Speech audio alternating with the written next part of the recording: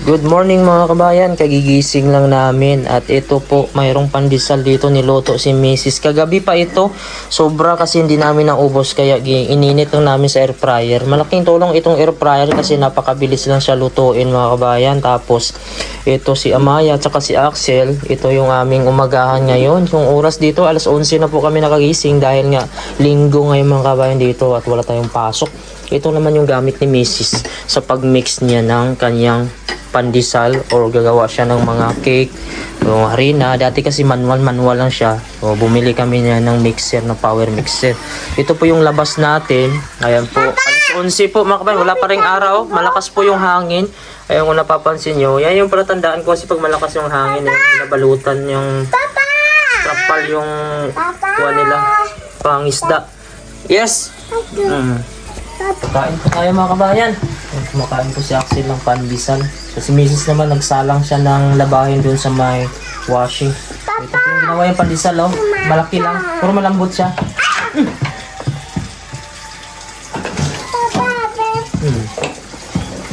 Ayan. So ito po siya, itsura sa laman niya makban. Malambot siya. Nakuha na ni Mrs. yung timpla ng pandesal kasi palagi siyang gumagawa ito. Tapos gatas. Ay, napakasarap. Ayan, ay tapos na kami mag-gatas tinapay.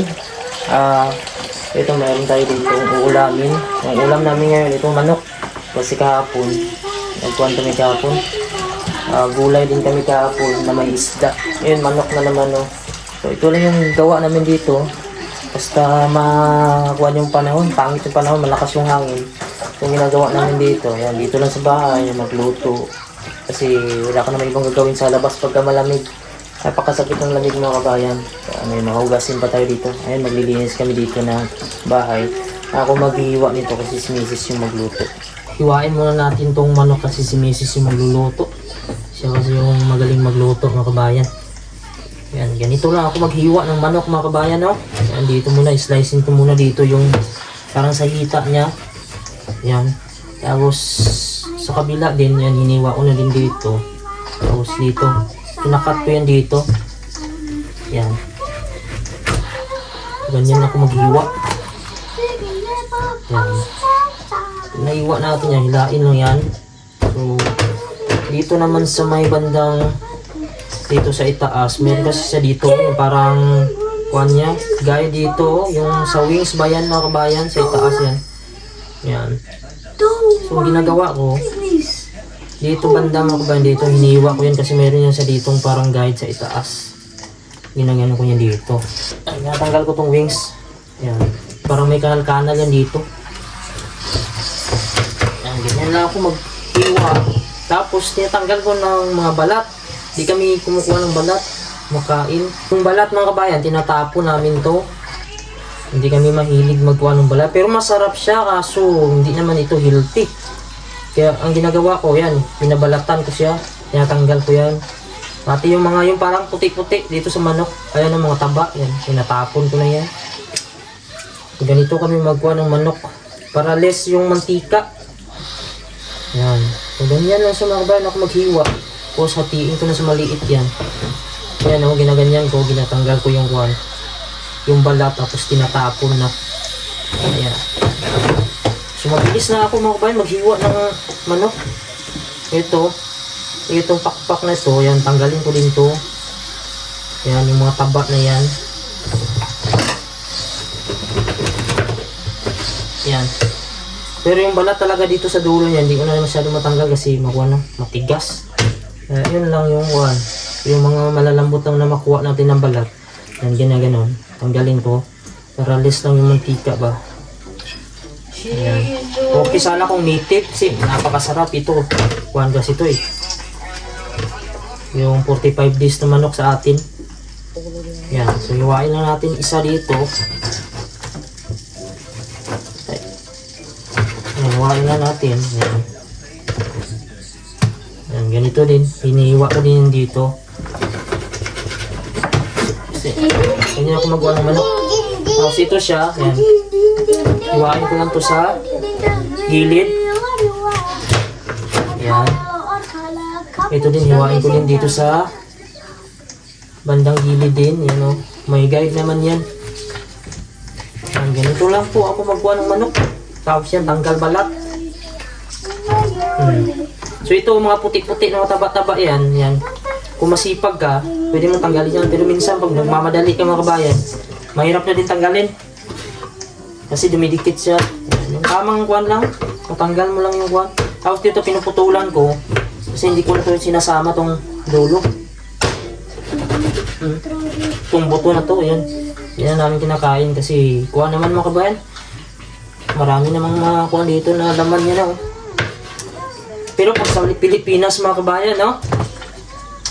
Pagka kuha, pa-ulam lahat. Basta native lang. Yan. So ito, tanggal ko na to.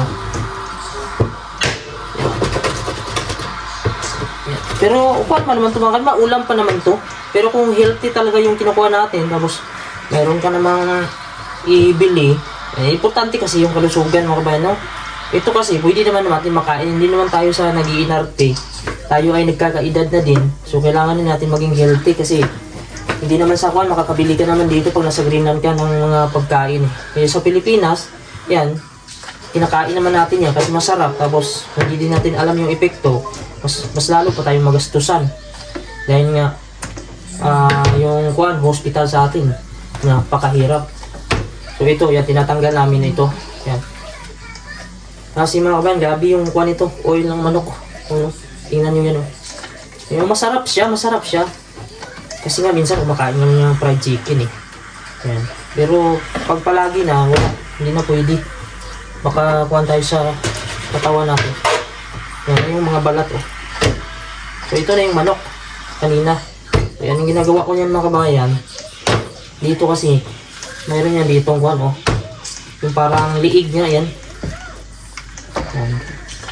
Pag sa native, sinusundot ko lang to dito, hinihila ko lang to dito. Yan. So ito, masarap din to sana pang mungguhan to. Yan, hinihila ko lang yan. Frozen kasi siya. Yan, ganyan. So ito, hindi na din namin to kinukuhan. Ito lang yung laman. Pero yan mga kabayan, pwede pa yan makuha ng munggo. Pwede naman yan. Pero kung ikaw ay health conscious ka, huwag mo na ikuhan yan. Lalo na pagka may edad-edad na tayo, magka-edad-edad na tayo mga kabayan, yung kuhan, iwasan natin yung mga taba. Yan. So ganito, natanggal ko na yung liig mga kabayan. Ganyan lang. Tapos yun, hiwain ko na to dito. Kasi may buto yung dito. Yan. So ganyan lang. Mag-slice, napaka-simple lang. Tapos ganyan, slice natin sa maliliit. Hindi talaga sa dibon, kasi kung dibon, tanggalin mo yung kuwan talaga. Yung buto. Yan, isama natin yung buto sa adobo. Adobo kasi ito ni Mrs. Hiwain natin dito. Ito na yung chicken breast na part. Yan. Ganyan lang yung hiwa. Ito medyo malambot to dito kasi chicken breast na to eh. Ayan. So simple lang mga kabayan yung hiwa natin oh. Pag malalaki siya pa, liitan mo lang. Ayan.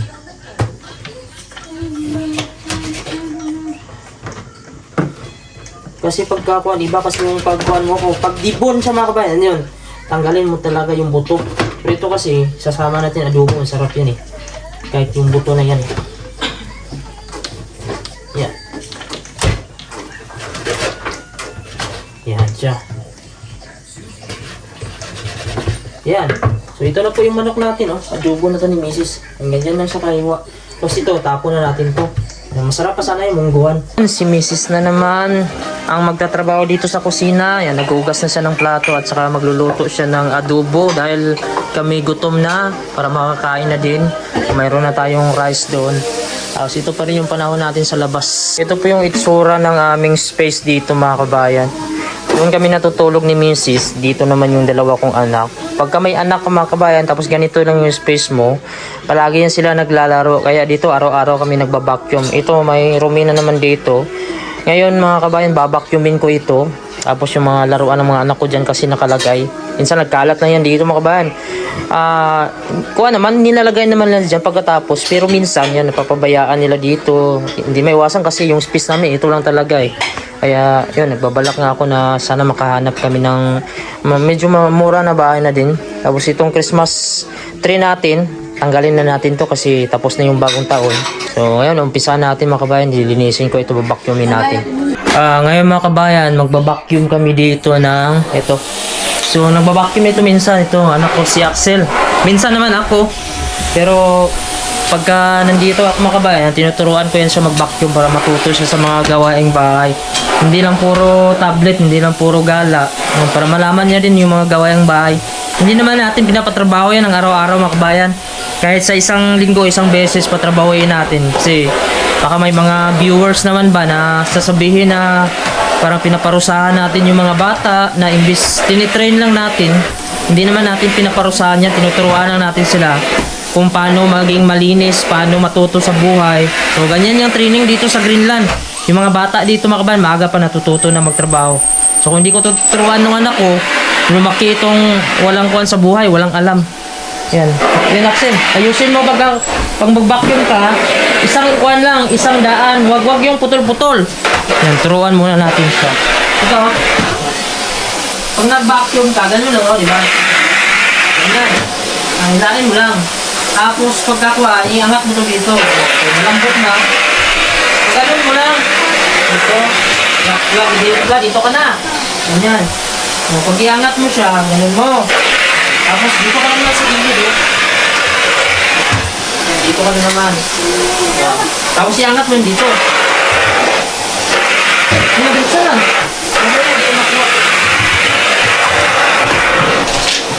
Tinuturuan ko siya kung paano mag-vacuum. Kasi mag-vacuum siya kasi mga paikot.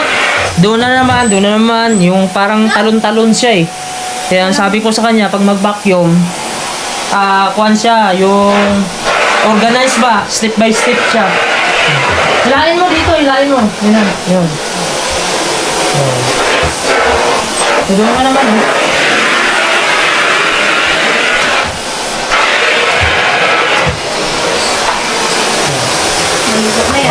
Ganun yun. So yan, ganyan mga kabayan. At least natututo sila sa murang edad. Yan, si Amaya din. Say hi! Ikaw din, maglinis din? You too? You like to clean with kuya? No daw. So, tapos na ni Axel vacuum dito mga kabayan. Pero ako mga kabayan, kahit natapos na yung vacuum, nililinis ko pa rin yan ulit. So, at least na kuha niya na vacuum niya nalaman niya kung paano mag-vacuum. Kasi tayo naman kasi ng mga magulang, no? Bata, maliit pa naman yan. Hindi naman yan 100% talaga yan na malinis. Kaya ang ginagawa ko, binabacuum ko pa rin siya ulit para mas malinis talaga.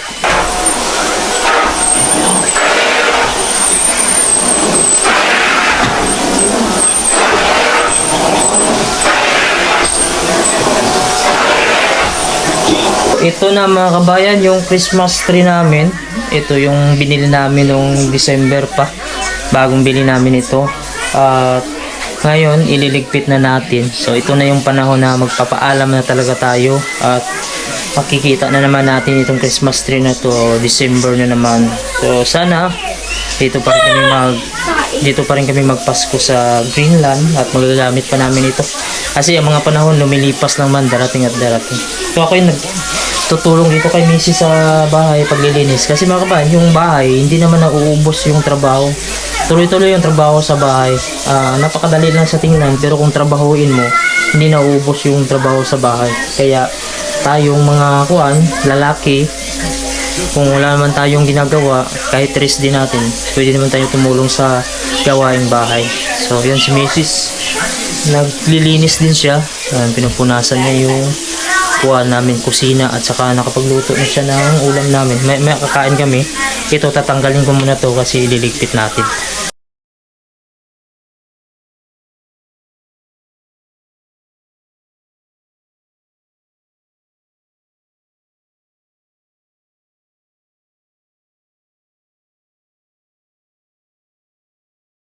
Ngayon mga kabayan, tapos na po natin mailagay dito yung aming Christmas tree.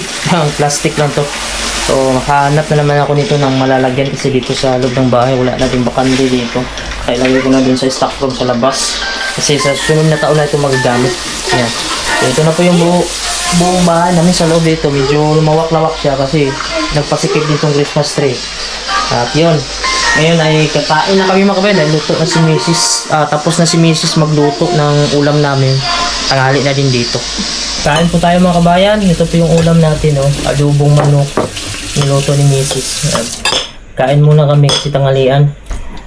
Axel, kain ka na maayos. Unalanti ka ha. Mamaya na mag-cellphone. Sarap. Papa, tago Maya. Tago yung cellphone kasi bawal yan dito. Yan naman.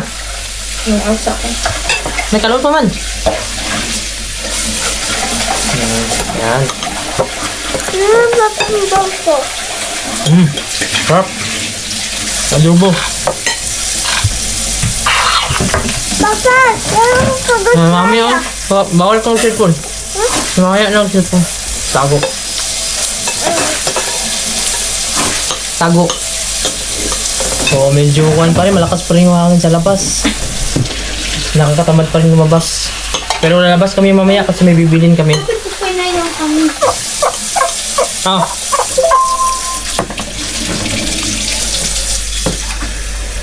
Ayan, si Axel naghugas ng plato mga kabayan. No? Yung pinagkainan niya, siya naghugas. Tapos mamaya magsaingin siya ng kanin. Meron siyang ka-video call na barkada nyo. Maglalaro daw sila ng kuwan. Roblox. Pagkatapos. Pero bago sila maglaro, maglinis muna si Axel ng kuwan dito. Plato niya, kinainan niya. Ito po mga kabayan. Ngayon pupunta kami ng mall kasi bibili si Mrs. ng casing niya sa cellphone. At mag-grocery na rin kami.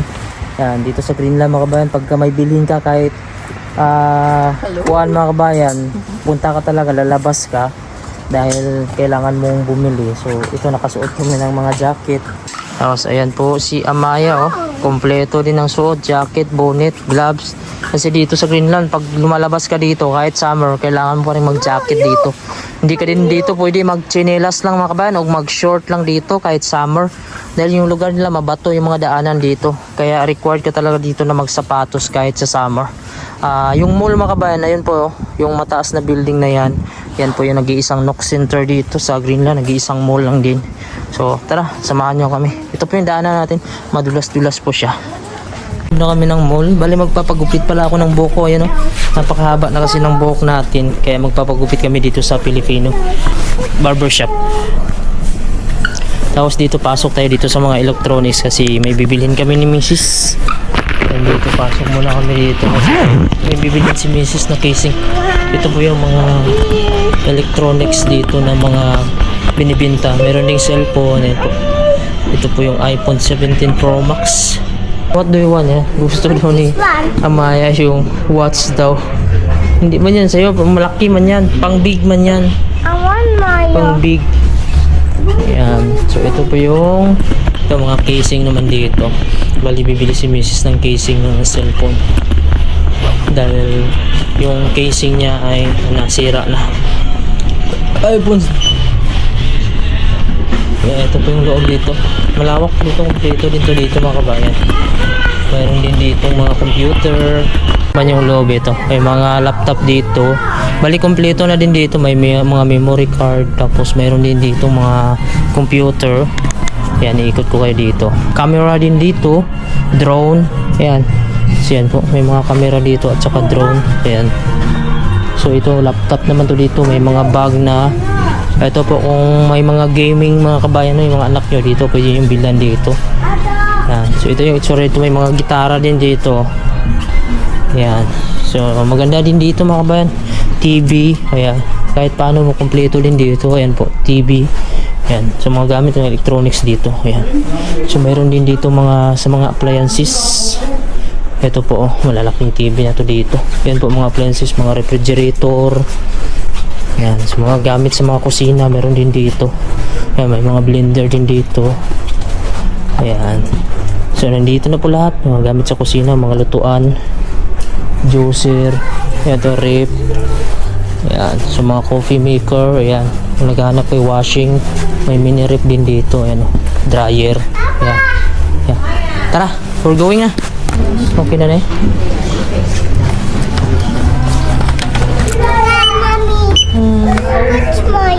No watch. Baby pa. Amaya.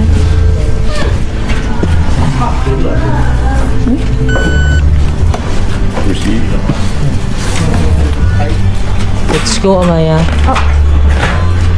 Oh. Let's go. Come. Hmm? Papa? Yes. Hala, no. No, no, no, no. Hala, mali. Ano man? Oh. 16 Pro man. Ibalik na dito. Ibalik. Di ba ingon mo 16 Pro? Yeah. Pro Max yung gihatag. Ibalik na.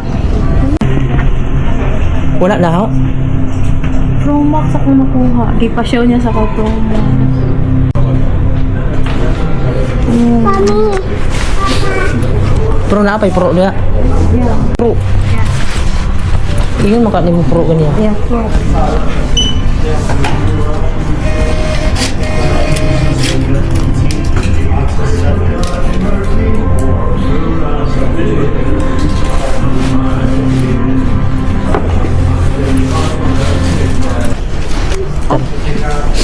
Tara Maya. Dali. Ikaw siguro nagkuha ato. Oo, sa kabila ako nagkuha. Nagkamali siya mga kabayan ng kinuha. Imbis na Pro ang kunin niya na casing, nakuha niya ay Pro Max, malaki. Yung tinapon niya kanina sa basurahan yung kuhan. Mabuti, pinalitan pa nila ng casing. Ayan. So sa Pilipinas mga kabayan, hindi na yun pwede kung nabuksan mo. Napunit. Nabuksan na kasi ni Mrs. So, ayan, ngayon mga kabayan, pupunta kami dito sa salon, sa Filipino salon. Paputol na kami ng buhok.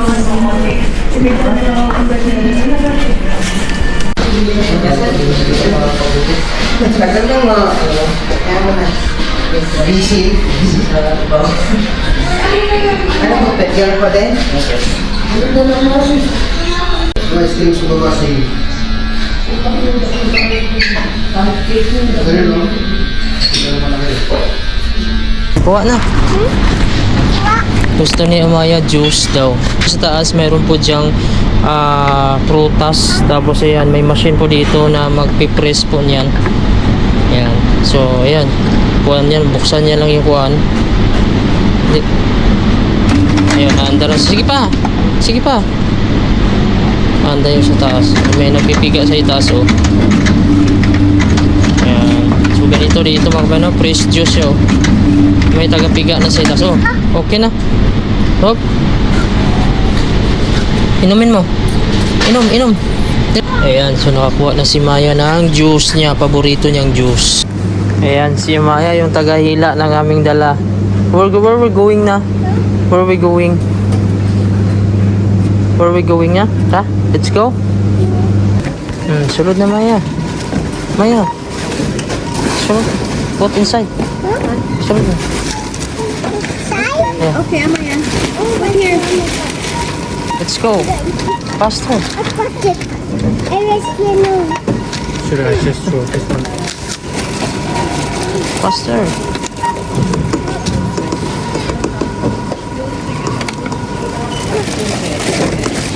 Yan, watermelon. Ayan, nandito na po kami sa bahay mga kabayan. Ngayon, paakyat kami. Oh. Ayan.